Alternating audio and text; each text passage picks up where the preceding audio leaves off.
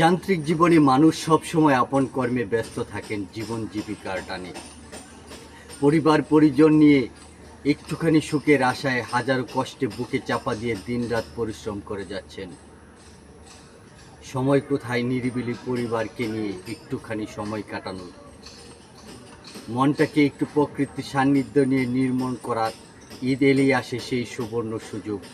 একটুখানি সুযোগের জন্য পরিবারকে একান্তে সময় দেওয়ার জন্য ঈদের ছুটি, সেই সোনার হরিণের পেছনে প্রাণবন্ত ছুটাছুটি, হাতে গোনা কদিনের ছুটির শেষ আবার ফিরে যাওয়া সেই যান্ত্রিক জীবনে।